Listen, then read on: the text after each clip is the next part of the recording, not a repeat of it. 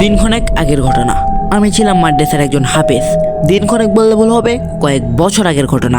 আমি যেহেতু মাদ্রাসার একজন হাফেজ, তার মানে আমি মাদ্রাসায় থাকতাম, থেকে পড়াশোনা করতাম। এলাকাটা হলো কাঞ্চনপুরে, খুব একটা বেশি জনবসতি নেই বললেই চলে।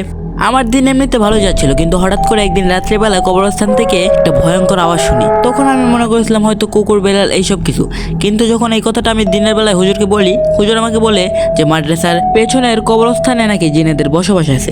তো হুজুরের এই কথাটা শুনে আমার মনের মধ্যে একটু ভয় জাগ্রত হয়। তারপরে যদিও আমি ক্লাসে এসে কোরআন শরীফ পড়তেছি, কিন্তু হুজুরের এই কথাটা আমার মনের মধ্যে বারবার খুঁজে দিচ্ছে যে কবরস্থানে কি কি ঘটে।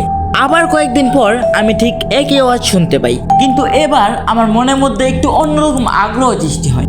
তখন আমি কিছু না ভেবেই বাইরে কি হচ্ছে সেটা দেখার জন্য বের হয়ে পড়লাম। তারপরে গুটি গুটি পায়ে আমি মাদ্রাসার কবরস্থানের দিকে অগ্রসর হচ্ছিলাম। তারপরে এক পর্যায়ে আমি কবরস্থানের সামনে এসে দাঁড়ালাম। তারপরে যা দেখতে পেলাম সেটা বিশ্বাস করার মতো না। আমি দেখতে পেলাম সাদা কাপড় পরিধান করে একজন লোক কবরস্থানের পাশে দাঁড়িয়ে আছে।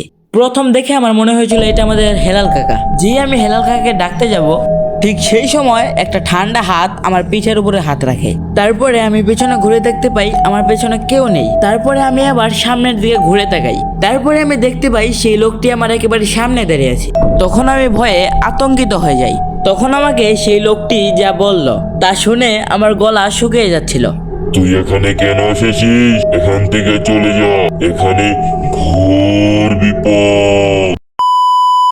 তো গাইস, পরের পার্ট দেখতে চাইলে ভিডিওতে একটি লাইক দিয়ে আমাদের চ্যানেলটা সাবস্ক্রাইব করে কমেন্ট বক্সে পার্ট 2 কমেন্ট করেন।